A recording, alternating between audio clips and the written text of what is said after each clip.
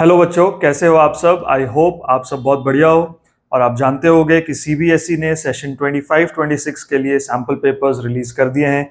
और आज की इस वीडियो में हम मैथ्स का पेपर सॉल्व करने वाले हैं। ठीक है, तो जब भी सैम्पल पेपर रिलीज हो जाते हैं ये आपके लिए एक अलार्म है कि अगर अभी तक आपने सीरियसली पढ़ाई शुरू नहीं की है तो अब आप स्टार्ट कर दो, क्योंकि टाइम बहुत कम रह गया अब। ठीक है, तो शुरू करते हैं। पहला क्वेश्चन जो है यहाँ पर सेक्शन ए में ये कह रहा है कि if a is equal to 2 squared multiplied by 3 to the power x and b is equal to 2 squared multiplied by 3 multiplied by 5 and c is equal to 2 squared multiplied by 3 multiplied by 7 और a b c का LCM है 3780, तो हमें बताना है कि यहाँ पे x की वैल्यू क्या है। तो आप जानते हो जब भी हम अलग अलग नंबर्स का एलसीएम लेते हैं तो उनमें जो प्राइम फैक्टर्स होते हैं हम सबकी हाईएस्ट पावर लेते हैं। और यहाँ पे 3 की पावर x में क्या आएगा ये हमसे पूछा है, तो हम एक काम करेंगे कि ये जो एलसीएम है इसको हम 3 से डिवाइड करके देखेंगे कि इसमें 3 कितनी बार आता है। ठीक है, तो 3 1 जा 3, 3 2 जा 6, 3 6 जा 18, फिर 3 4 जा 12 और ये 20 आ गया, फिर 3 से कट गया ये 140 आ गया। अब 140 जो है ये 3 से डिवाइड नहीं होगा, तो ये 3780 में जो 3 है ना वो 3 बार है। यहां पर 3 एक बार है, यहां पर एक बार है, इसका मतलब यहीं पर 3 बार होगा। तो यहां पे 3 टू द पावर x जो है वो एक्चुअली में 3 टू द पावर 3 होगा। इसका मतलब x की वैल्यू यहां पर क्या होगी, 3 होगी। ठीक है, बहुत आराम से बहुत डिटेल में कॉन्सेप्ट आपको समझाऊंगा। जिसने वो चैप्टर नहीं भी किया होगा वो उसको भी समझ आ जाएगा। ठीक है, अब देखो shortest distance in units of the point 2,3 from the Y axis. देखो इसका एक डायरेक्ट शॉर्टकट भी होता है कि जो x कोऑर्डिनेट है ना वो डिस्टेंस फ्रॉम वाई एक्सिस है और जो y कोऑर्डिनेट है वो डिस्टेंस फ्रॉम x एक्सिस है। ठीक है, जब आप इस तरह से कोऑर्डिनेट प्लेन बनाते हो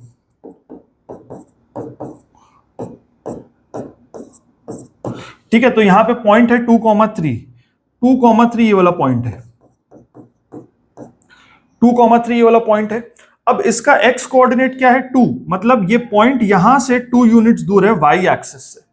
और y कोऑर्डिनेट क्या है, 3 है ना, मतलब ये यहां से x एक्सिस से 3 यूनिट्स दूर है।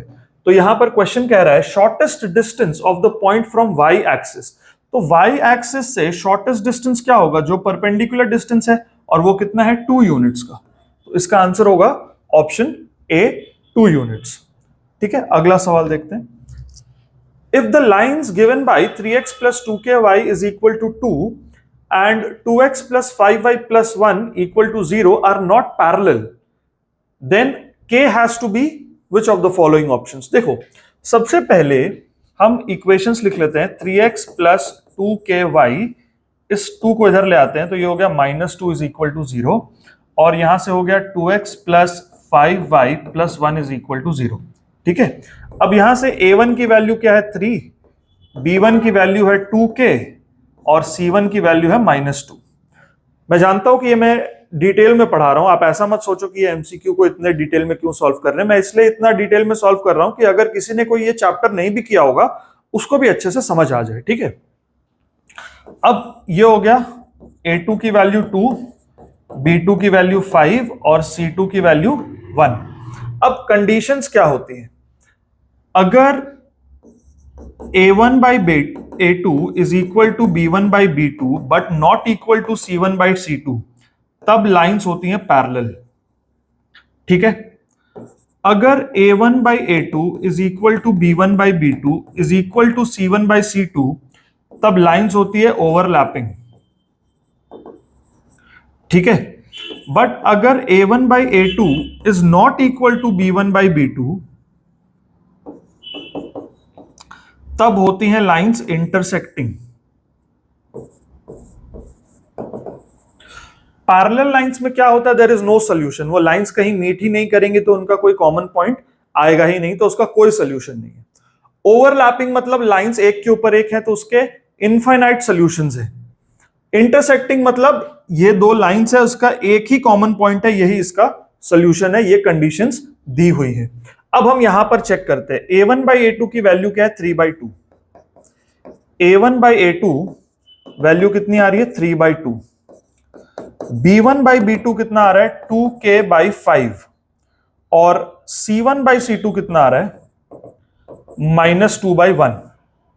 अब देखो a1/a2 तो c1/c2 के बराबर है नहीं, ठीक है। हमें क्या बताना है, the lines are not parallel. Not parallel तो मतलब ये तो नहीं होना चाहिए, पैरेलल नहीं होना चाहिए। तो क्या हो सकता है, या तो ओवरलैपिंग या तो इंटरसेक्टिंग। ओवरलैपिंग के लिए a1/a2 should be equal to b1/b2 should be equal to c1/c2। ये तीनों तो इक्वल है नहीं, ठीक है ना। अब एक ही ऑप्शन बच गया इंटरसेक्टिंग। इसका मतलब a1/a2 is not equal to b1/b2। हमें कंडीशन क्या लगानी है, a1/a2 should not be equal to b1/b2, क्योंकि ये ओवरलैपिंग का केस नहीं है, ये हमने चेक कर लिया, ठीक है। अब इसका मतलब ये कि 3/2 should not be equal to 2k/5। तो ये 15/4 should not be equal to k। k जो है वो 15/4 नहीं होना चाहिए। ऑप्शन बी इसका सही आंसर है, ठीक है। अगला क्वेश्चन देखो, a quadrilateral ABCD is drawn to circumscribe a circle. जब भी कोई क्वाड्रिलैटरल किसी सर्कल को सर्कमस्क्राइब करता है, इसका मतलब जो क्वाड्रिलैटरल के साइड्स हैं वो सर्कल के लिए टैंजेंट्स होते हैं, ठीक है ना। जब कोई क्वाड्रिलैटरल किसी सर्कल को सर्कमस्क्राइब करता है, इसका मतलब यह होता है कि वो जो क्वाड्रिलैटरल के साइड्स हैं वो सर्कल के लिए टैंजेंट है। इस केस में क्या होता है, sum of opposite sides will be equal, यानी कि AB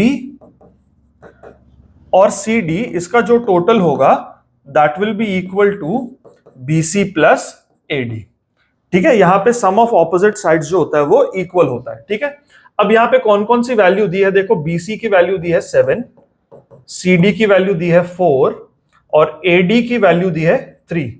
हमें AB फाइंड करना है, तो यहां पर आ रहा है 10, तो AB की वैल्यू क्या हो जाएगी 6 सेंटीमीटर इसकी वैल्यू है AB की, ठीक है। अगला क्वेश्चन देखो, sec theta plus tan theta is equal to x, then sec theta minus tan theta will be equal to what? यहां पर आप डायरेक्टली एक आइडेंटिटी का यूज करोगे, बहुत स्टैंडर्ड आइडेंटिटी है, हर जगह हम इसका यूज करते हैं। sec square theta minus tan square theta is equal to 1, ठीक है। लगभग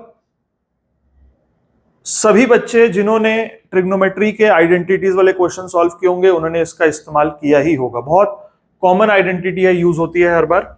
sec square theta minus tan square theta is equal to 1।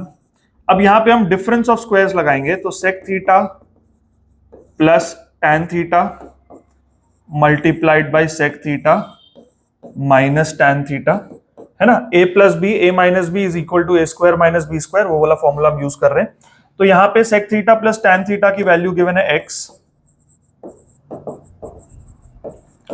sec theta minus tan theta हमने एज इट इज लिख दिया। तो यहां से sec theta minus tan theta की वैल्यू क्या आ जाएगी 1/x। ये x यहां आके डिवाइड हो जाएगा और इसका सही ऑप्शन क्या हो जाएगा, ऑप्शन डी। ऑप्शन डी इसका सही आंसर हो जाएगा, ठीक है। चलिए अगला क्वेश्चन देखते हैं, Which of the following is not a quadratic equation? अब देखो क्वाड्रेटिक इक्वेशन के लिए क्या होता है, x की जो पावर है वो 2 होनी चाहिए, है ना। वेरिएबल की जो हाईएस्ट पावर है वो 2 होनी चाहिए, तब वो इक्वेशन क्वाड्रेटिक इक्वेशन होता है। अब अगर आप ध्यान से देखो, चारों अगर आप इक्वेशंस को ऑब्जर्व करो ना, तो यहां पर तो x का स्क्वायर आएगा, लेकिन यहां पर नहीं आएगा, तो x square as it is रहेगा। यहां पर x स्क्वायर आएगा और यहां पर 9x स्क्वायर आएगा, तो x स्क्वायर और 9x स्क्वायर अगर प्लस माइनस भी करेंगे तो भी x स्क्वायर वाला टर्म तो रहेगा। यहां पर x क्यूब है, यहां x स्क्वायर है, और यहां पर भी x स्क्वायर आएगा, ये माइनस x स्क्वायर उधर जाके ऐड होगा, तो x स्क्वायर वाला टर्म रहेगा। इस इक्वेशन को अगर आप ध्यान से देखो, ये x plus 2 into x plus 1, ये क्या होगा x square plus 3x plus 2, और यहां पर क्या आ रहा है x square plus 2x plus 3। यहां से x स्क्वायर वाला टर्म कैंसिल होगा, तो ये एक लीनियर इक्वेशन बन जाएगा। अब जो बच गया इसमें से 3x plus 2 is equal to 2x plus 3, ये लीनियर इक्वेशन बन गया, क्योंकि यहां से x स्क्वायर वाला जो टर्म है वो एलिमिनेट हो गया। तो इसका सही आंसर क्या है, option D, this is not a quadratic equation. अगला क्वेश्चन देखो बेटा, बहुत प्यारा क्वेश्चन है। यहां पे आपको ओलंपिक का सिंबल दिया हुआ है, जहां पे 5 सर्कल्स हैं और उसमें से कुछ सर्कल्स आपस में इंटरसेक्ट कर रहे हैं और बीच में डॉटेड पैटर्न है, उसका एरिया हमें फाइंड करना है। क्या इंफॉर्मेशन है देख लेते हैं हम। Olympic rings made by 5 congruent circles each of radius 1, हर एक सर्कल का रेडियस 1 है और ये इंटरसेक्ट होते हैं कि जो कॉर्ड बन रही है उसका भी लेंथ जो है वो 1 सेंटीमीटर है। मतलब ये सर्कल का रेडियस तो 1 है, ये जो कॉर्ड बन रही है इसका लेंथ भी 1 है। अब जब कॉर्ड रेडियस के बराबर हो जाए तो आपको पता है कि इक्विलैटरल ट्राइंगल बन जाता है और वो सेंटर में 60 डिग्री का एंगल सबटेंड करती है। ठीक है, देखो ये सर्कल है, ये कॉर्ड है, ये रेडियस हो गया, ये कॉर्ड हो गया। ठीक है, अगर कॉर्ड रेडियस के बराबर है मतलब ये इक्विलैटरल ट्राइंगल है, इसका मतलब सेंटर में बन रहा है 60 डिग्री। तो हम इस शेडेड एरिया को कैसे निकालते हैं, ये जो सेगमेंट है इसको हम कैसे निकालते हैं, हम इस सेक्टर में से ट्राइंगल को माइनस करते हैं। ठीक है, जब हम सेक्टर में से ट्राइंगल को माइनस करेंगे तो हमें ये सेगमेंट मिल जाता है, ये वाला जो पार्ट है ये हमें मिल जाता है। तो यहां पे एरिया ऑफ सेक्टर क्या होगा, देखो एरिया ऑफ सेक्टर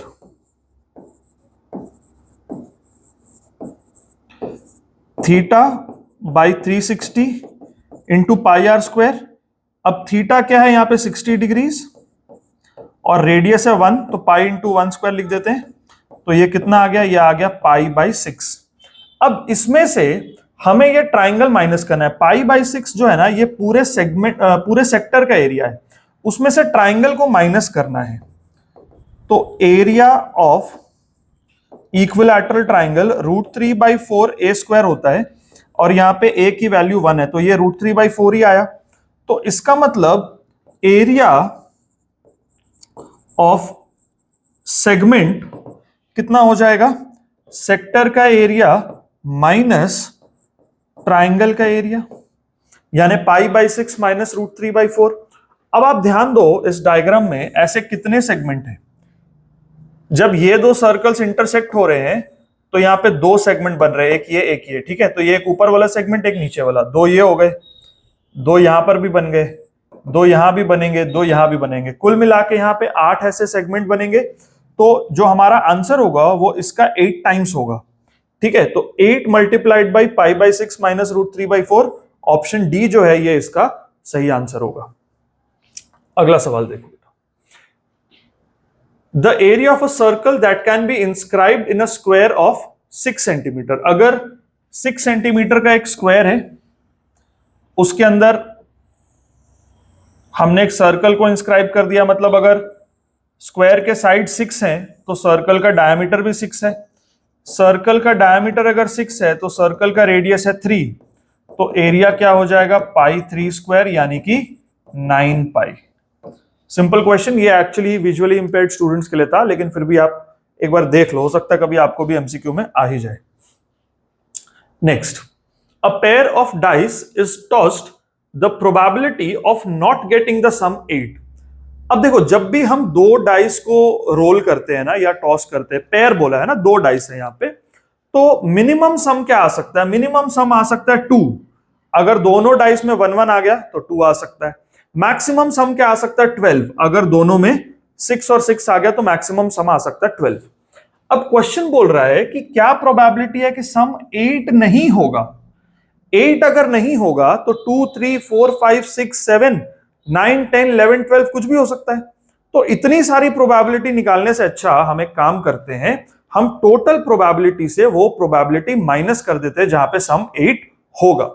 ठीक है, अब ध्यान से देखो, टोटल प्रोबेबिलिटी तो 1 होती है ना, तो probability of not getting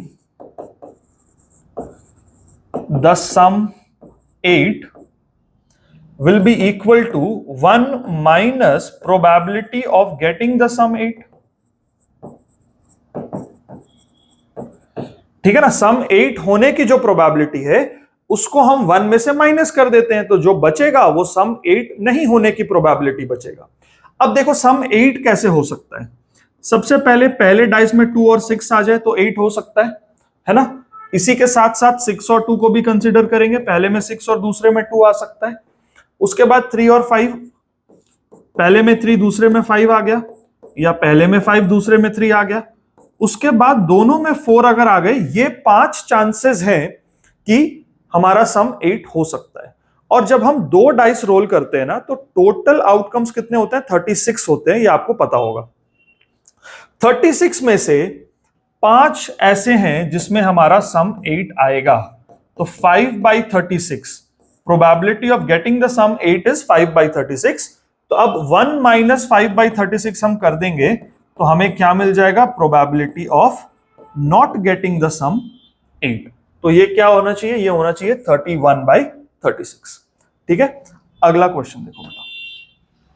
if 2 sin 5x, 5x कोई एंगल है, 2 sin 5x is √3 and x is greater than or equal to 0 degree but less than equal to 90 degree, what is x? x की value क्या बतानी है? तो बड़ा decent question है ये। 2 sin 5x is √3, इसका मतलब sin 5x is equal to √3/2। अब sin √3/2 कब होता है? 60 डिग्री पे होता है। तो sin 5x is equal to sin 60 degree. इसका मतलब यह है कि ये जो एंगल 5x है यही 60 डिग्री के बराबर है। इसका मतलब x is equal to 60/5, that is 12 degree. तो इसका आंसर हो गया 12 डिग्री। अब ऐसा क्यों किया? देखो, साइन ऑफ दिस एंगल, ये भी कोई एंगल है और 60 डिग्री भी एक एंगल है। दो अलग अलग एंगल की साइन वैल्यू सेम कैसे होगी? क्योंकि एंगल तो 0 और 90 के बीच में ही है, x की जो वैल्यू है ना। तो यहां पे ये वाला एंगल और ये वाला एंगल जो है वो सेम ही होगा। तो 5x की वैल्यू 60 डिग्री है, तो x की वैल्यू क्या होगी? x की वैल्यू होगी 12 डिग्री। ठीक है, नेक्स्ट देखो। The sum of two numbers is 1 to 15 and their HCF is 81. Then the possible pairs of such numbers are, मतलब ऐसे कितने अलग अलग पेयर ऑफ नंबर्स हो सकते हैं? तो दो नंबर्स हैं जिनका सम 1 to 15 है और उसका HCF जो है वो 81 है। तो let the numbers be 81A plus 81B where A and B are co-prime, where A and B are co-prime। ठीक है, 81A और 81B, क्योंकि देखो उन नंबर्स का जो टोटल है वो 1 to 15 है और वो उसका HCF 1 है, यानी कि वो नंबर जो है वो 81 के मल्टीपल्स हैं। अब ऐसे मल्टीपल हैं कि उसमें और कोई चीज कॉमन नहीं है। 81A अगर पहला नंबर है तो 81B दूसरा नंबर होगा, बट A और B को प्राइम है, मतलब A और B का HCF 1 है। को प्राइम का मतलब उनका HCF जो है वो 1 है। ठीक है, ओके। अब नंबर्स का जो टोटल है वो है 1 to 15। अगर हम इसमें से 81 कॉमन लें और यहां पर 81 से डिवाइड कर दें तो क्या आएगा? देखो, 9 9s are 81, 9 1s are 9, 9 3s are 27, 9 5s are 45, 15। तो इसका मतलब A प्लस B ये है 15। अब ऐसे कितने पेयर हो सकते हैं नंबर्स के, पॉजिटिव नंबर्स के, जहां पे A प्लस B 15 हो और A और B आपस में को प्राइम हो? ध्यान से देखो, A और B उसका सम जो है वो 15 है। पहले हम ये देख लेते हैं कि सम 15 कैसे कैसे आ सकता है। लेट अस सी। 1 और 14 में भी हो सकता है, 2 के साथ 13 में हो सकता है, 3 के साथ 12 हो सकता है, 4 के साथ 11 हो सकता है, उसके बाद 5 के साथ 10 हो सकता है, 6 के साथ 9 हो सकता है, 7 के साथ 8 हो सकता है, 8 के साथ 7 हो सकता है, फिर यही नंबर्स रिपीट होंगे, तो यही ऑप्शन है। ठीक है, अब आप देखो इसमें से A और B को प्राइम कहां पर है? यहां पर तो नहीं है ना, इनका तो HCF 3 है, तो ये को प्राइम नहीं है। अब ये भी नहीं है, यहां पर भी नहीं है, तो कुल मिला के ये 4 पेयर ऑफ नंबर्स हैं, 114, 411, 78 और 213। ये 4 पेयर ऑफ नंबर्स हैं जिसमें ए और बी दोनों को प्राइम्स है और उसका सम जो है वो 15 है ना, 114, 78, 213 और 411। तो इसका सही आंसर क्या होगा? इसका सही आंसर होगा 4 पेयर्स, 4 ऐसे पेयर होंगे। ठीक है, next question. If the area of the base of a right circular cone is 51 centimeter square and its volume is 85 centimeter square, then the height of the cone is। आप जानते हो कि volume of cone क्या है? Volume of cone होता है 1/3 pi are square H, और इसमें जो पाई आर स्क्वायर है वही तो एरिया ऑफ बेस है। पाई आर स्क्वायर ही तो एरिया ऑफ बेस है, क्योंकि कोन का बेस तो सर्कुलर है। अब बताओ, वॉल्यूम गिवन है, वॉल्यूम यहां पे ना 85 सेंटीमीटर क्यूब है, ये आ गया 1/3 pi are square 51 area of base, और हाइट अननोन है। ठीक है, तो 3 से ये 17 टाइम्स कट गया 51 और 17 5 आर 85, तो इसका सही आंसर क्या होगा? 5 सेंटीमीटर। कोन की हाइट होगी 5 सेंटीमीटर। अगला क्वेश्चन देखो। If zeros of quadratic polynomial ax square plus bx plus c where a and c are not equal to 0। अब इस क्वाड्रेटिक पॉलिनोमियल के जो जीरोस है वो क्वेश्चन बोल रहा है इक्वल है, तो c और a का ऑपोजिट साइन होना चाहिए, c और a का इक्वल ऑपोजिट साइन होना चाहिए, c b का ऑपोजिट साइन होना चाहिए, या c b का सेम साइन होना चाहिए, या c और a का सेम साइन होना चाहिए। इसमें क्या होगा? अब हम जानते हैं कि इक्वल रूट्स के लिए बी स्क्वायर माइनस 4ac की वैल्यू होती है 0, है ना। अगर B square minus 4ac greater than 0 होता है तो रूट्स क्या होते हैं? रियल और डिस्टिंक्ट। अगर बी स्क्वायर माइनस 4ac की वैल्यू लेस देन 0 होती है तो कोई रियल रूट होता ही नहीं है। रियल और इक्वल रूट्स कभी होते हैं? जब बी स्क्वायर माइनस 4ac की वैल्यू 0 होती है, और यहां पे बोल रहा है कि रूट्स आर इक्वल, इसका मतलब ये वाली कंडीशन यहां एप्लीकेबल है। अब देखो, इसका मतलब ये हो गया कि B square is equal to 4ac। अब बी स्क्वायर जो है ना ये ऑलवेज पॉजिटिव होगा, क्योंकि स्क्वायर हो रहा है ना, तो पॉजिटिव ही रहेगा यहां पर। अब 4ac कब पॉजिटिव होगा? जब a और c दोनों पॉजिटिव हो, है ना, तब ac पॉजिटिव होगा, या फिर a और c दोनों नेगेटिव हो तब ac पॉजिटिव होगा। हमें क्या चाहिए? अगर b स्क्वायर पॉजिटिव है तो हमें 4ac की वैल्यू भी पॉजिटिव ही चाहिए, तभी तो इक्वल होंगे। तो ac अगर दोनों पॉजिटिव है तभी ac पॉजिटिव होगा, a और c दोनों नेगेटिव है तभी प्रोडक्ट जो है वो पॉजिटिव होगा। अगर दोनों अलग अलग साइन के होंगे, एक अगर प्लस का हो एक माइनस का हो तो माइनस हो जाएगा, है ना।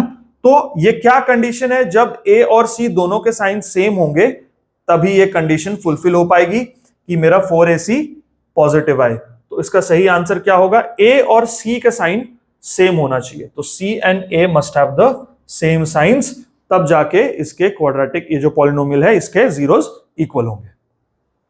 ठीक है, अब अगला क्वेश्चन देखो। The area in centimetre square of a sector of a circle of radius 21 cut off by an arc of length 22 centimeter is। देखो, एक सर्कल का रेडियस है 21,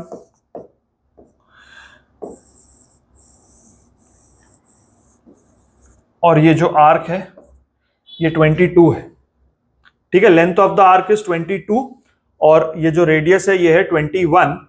तो एरिया ऑफ सेक्टर का आप डायरेक्टली फॉर्मूला लगा सकते हो, half into length of arc into radius of the circle.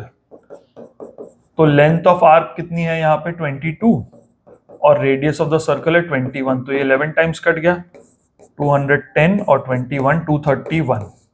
231 इसका एरिया हो जाएगा सेक्टर का। ठीक है,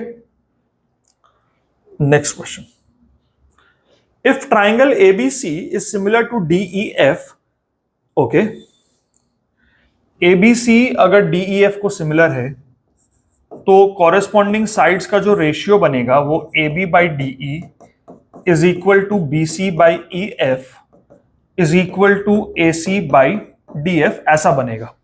ठीक है ना, जब ट्राइंगल सिमिलर होते हैं तो कॉरेस्पॉन्डिंग साइड्स का रेशियो सेम होता है। अब क्या क्या वैल्यूज दी है देखो, AB की वैल्यू है 6, DE की वैल्यू है 9, EF की वैल्यू है 6 और DF की वैल्यू है 12। हमें BC और AC के बारे में नहीं पता, तो यहां से हम एक काम करते हैं, यहां से हम सॉल्व करके BC की वैल्यू निकालते हैं। 6 इंटू 6 36, 36 बाई 4, 36 बाई 9 इज 4, तो BC की वैल्यू आ गई 4। अब हम इन दोनों को रिलेट करते हैं, ठीक है। 6 इंटू 12 72, 72 बाई 9 8, 8 आ गया अपना AC। तो ABC का पेरीमीटर क्या होगा, AB plus BC plus AC।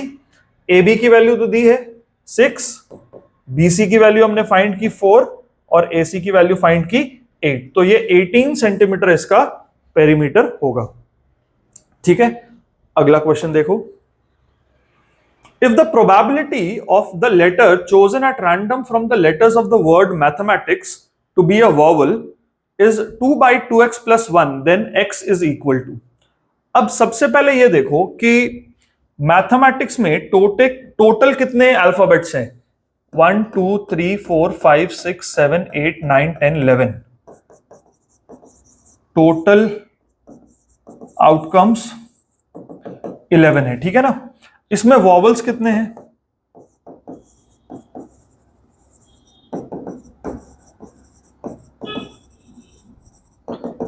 Word mathematics में वॉवल कितने हैं, एक ई, आई और एक और ए, 4।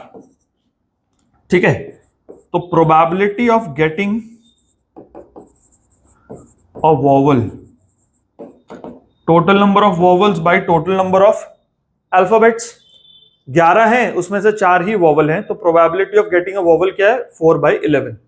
अब क्वेश्चन बोल रहा है कि ये जो प्रोबेबिलिटी है ये 2/2x प्लस 1 है, मतलब ये 4/11 की वैल्यू दी हुई है। ठीक है, अब हमें x की वैल्यू निकालनी है, तो 2 से इसको कैंसिल कर दो, तो यहां आ गया 11 और 2 इंटू 2x प्लस 1। अब देखो ध्यान रखना कि यहां पर 2x प्लस 1 के साथ 2 मल्टीप्लाई होगा, तो यहां पर 4x प्लस 2 बनेगा। बहुत बच्चे क्या करते हैं, 2x को खाली मल्टीप्लाई कर देंगे, इस 1 को 2 से करते ही नहीं है मल्टीप्लाई, तो वहां गलती हो जाती है। ठीक है, ध्यान देना इस बात पे। अब ये कितना हो गया, ये हो गया अपना 9, तो 9/4 हो गया x की वैल्यू क्या हो गई, 9/4। ठीक है, सही जवाब क्या होगा, 9/4। अगला क्वेश्चन देखो, the points A B C D are the vertices of a square, rectangle, parallelogram और अ ट्रेपीजियम। देखो सबसे पहले आपको डिस्टेंस फॉर्मूला यूज करके, डिस्टेंस फॉर्मूला क्या होता है, x2 माइनस x1 का whole square plus y2 minus y1 का होल स्क्वायर और ये पूरे का स्क्वायर रूट, ये होता है distance formula. Distance formula use करके आपको सभी डिस्टेंसेस कैलकुलेट करने हैं, AB, BC, CD, DA और फिर डायगोनल्स AC और BD। ये क्या हो गए, साइड्स, और ये क्या हो गए, डायगोनल्स। ठीक है, ये तो आप कर लोगे, डिस्टेंस फॉर्मूला यूज करके चारों साइड पता कर लो, दोनों डायगोनल्स पता कर लो। अगर चारों साइड इक्वल आ गए तब तो डेफिनेटली स्क्वायर है, कोई दिक्कत ही नहीं है। अगर दो साइड इक्वल है, मान लो ऑपोजिट साइड्स इक्वल आ रहे हैं, तब वो रेक्टेंगल भी हो सकता है, पैरेललोग्राम भी हो सकता है। तो रेक्टेंगल के केस में क्या होगा, डायगोनल्स इक्वल होते हैं, और पैरेललोग्राम के केस में क्या होता है, डायगोनल्स इक्वल नहीं होते हैं। ठीक है, और ट्रेपीजियम में क्या होगा कि अगर ऑपोजिट साइड्स इक्वल नहीं आ रहे तो फिर वो ट्रेपीजियम हो सकता है। ठीक है, पैरेललोग्राम अगर ऑपोजिट साइड्स इक्वल आ रहे हैं लेकिन डायगोनल्स नॉट इक्वल है तब पैरेललोग्राम है, अगर ऑपोजिट साइड्स इक्वल है, डायगोनल्स भी इक्वल है, तब वो रेक्टेंगल है, और अगर चारों साइड सेम आ गए तो यहां पर वो स्क्वायर है। ठीक है, अब ध्यान दो, एक और मैं बात बताना चाहूंगा, अगर यहां पे ऑप्शन होता रोम्बस तो हम क्या करते, अगर चारों साइड इक्वल हैं तो वो स्क्वायर भी हो सकता है, रोम्बस भी हो सकता है। तो स्क्वायर में डायगोनल्स इक्वल होते हैं, रोम्बस में डायगोनल्स इक्वल नहीं होते। ठीक है, बट इस क्वेश्चन को सॉल्व करने के लिए मैं आपको एक सजेशन दूंगा। आप ऐसा एक कोऑर्डिनेट प्लेन बनाओ। ठीक है, ऑप्शन ए पॉइंट को प्लॉट करो 9,0। अगर ये 9 है ना, तो 9,0 ये हो गया ए। ठीक है, उसके बाद सी जो है वो -9,0 है। यहां पर कर दो आप सी, लगभग इतने ही डिस्टेंस लेके आप सी कर दो, -9,0 सी। उसके बाद बी क्या होगा, 9, -6। -6 यहां पर आप ले लो, मान लो ये -6 है। ठीक है, तो ये हो गया 9 - 6। ठीक है, अब डी क्या है, -9 और 6। जितना यहां पे लिया ना उतना ऊपर करके 6 ले लो। अब डी क्या हो गया, -9,6। ठीक है, अब इनको जब आप जोड़ोगे ना, तब आप देखो कि आपको क्या मिलेगा।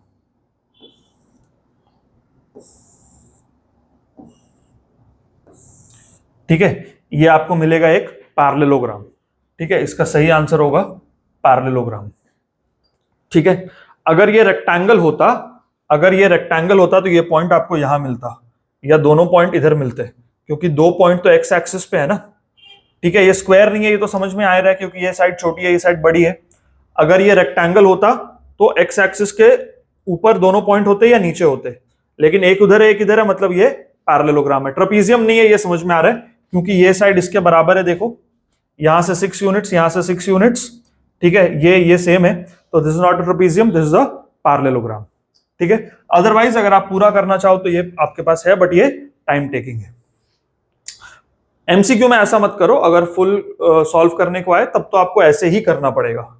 अगर आपको सब्जेक्टिव में आता है तब तो ऐसे ही करना पड़ेगा। ठीक है, चलो अगला क्वेश्चन देखो। The median of a set of 9 distinct observation is 20.5. If each observation of the set is increased by 2, then the median is also increased by 2. No doubt. अगर सेट के सभी ऑब्जर्वेशंस को हम किसी नंबर से बढ़ा दें, 2 से बढ़ा दें, तो मीडियन भी 2 से बढ़ जाएगा, मीन भी 2 से बढ़ जाएगा। अगर हम सभी वैल्यूज को 2 से घटा दें, 3 से घटा दें, तो मीन और मीडियन दोनों ही सेम वैल्यू से डिक्रीज भी हो जाते हैं। ठीक है, अगला क्वेश्चन देखो। The length of a tangent drawn to a circle of radius 9। Okay, एक सर्कल है जिसका रेडियस है 9 और लेंथ ऑफ द टैंजेंट बताना है। सबसे इंपॉर्टेंट बात यहां पे आप ध्यान रखोगे कि रेडियस और टैंजेंट के बीच में 90 डिग्री होगा। नॉर्मली बच्चे क्या करते हैं पता है, वो फ्री हैंड ऐसे ड्रॉ करेंगे, ये पॉइंट ले लिया, ऐसे करके यहां 90 कर देंगे। ये 90 गलत है। 90 हमेशा रेडियस और टैंजेंट के साथ होता है। ये डायग्राम आपका एक्यूरेट है। यहां अगर आप करोगे तो आपका गलत हो जाएगा, बिकॉज आपका टैंजेंट हाइपोटेनस बन जाएगा, जो कि पॉसिबल नहीं होता। ठीक है, तो ये गलती नहीं करेंगे। 90 डिग्री कहां होगा, हमेशा रेडियस और टैंजेंट के साथ होगा। रेडियस दिया हुआ है 9 और tangent is drawn from a point at a distance of 41 centimetre from the center. Centre से 41 सेंटीमीटर दूर है ये पॉइंट। ठीक है, अब हमें बताना है कि लेंथ ऑफ द टैंजेंट क्या होगी। ठीक है, अब बड़ा ही सिंपल सी बात है, ध्यान से देखो। ये हाइपोटेनस 41 है, रेडियस 9 है। पाइथागोरस थ्योरम को तो आप यूज कर ही सकते हो। लेंथ ऑफ द टैंजेंट को अगर आप L मान लोगे ना, तो 41 square is equal to 9 square plus L square, ये तो आप कर ही लोगे। लेकिन ऑप्शंस को जरा ध्यान से देखो, क्या ये 50 हो सकता है कभी? नहीं, हाइपोटेनस तो सबसे लंबा होता है ना, तो ये तो 50 हो नहीं सकता। क्या 9 हो सकता है? अगर ये 9 है, ये भी 9 है, तो ये तो 9√2 होना चाहिए, 41 तो नहीं होगा। 41 तो पॉसिबल ही नहीं है, इसका मतलब 40 ही इसका सही आंसर है। डायरेक्टली आप कर सकते हो, अदरवाइज पाइथागोरस थ्योरम लगाओ। ठीक है, next question, assertion and reason. आप जानते हो इसमें दो अलग अलग स्टेटमेंट दी होती हैं, दोनों को इंडिविजुअली पहले चेक करना है, असर्शन सही है या रीजन सही है। दोनों को अलग अलग चेक करके उसके बाद हम देखेंगे क्या असर्शन रीजन आपस में रिलेटेड है, क्या रीजन स्टेटमेंट असर्शन का ही एक्सप्लेनेशन है या वो उससे कुछ अलग बात कर रही है। ठीक है, तो सबसे पहले हम क्या करेंगे, देखो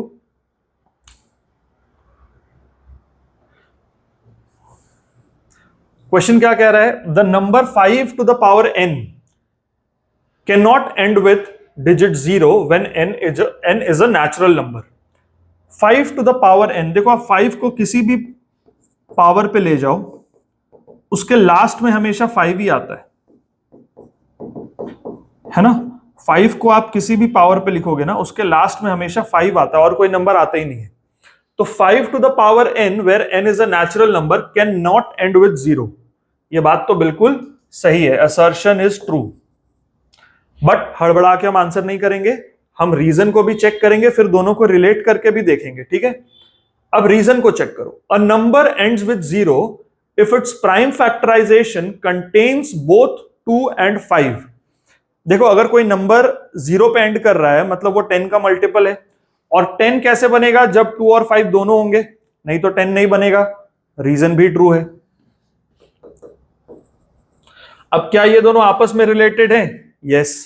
तो इसका सही आंसर क्या होगा? Both assertion and reason are true. Reason is the correct explanation for assertion. ठीक है, अगला सवाल देखो।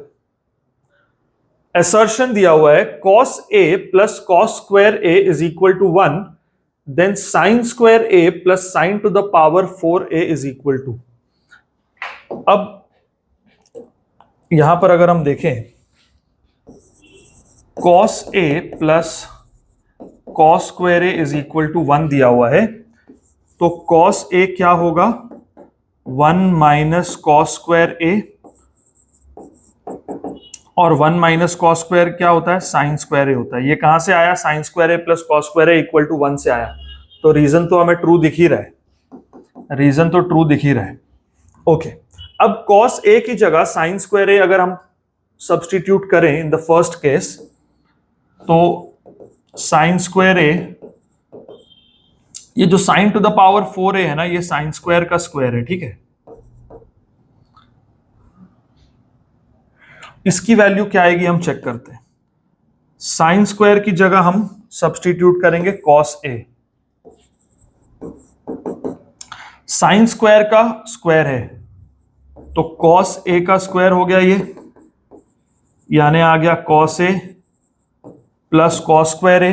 अब cos a plus cos square a तो 1 दिया ही था, तो इसका मतलब यह भी ट्रू है, ठीक है? दोनों ट्रू हैं, और जो रीजन है that is the correct explanation of a, क्योंकि यहां पे जो प्रॉपर्टी हमने यूज की वो यही वाली की है।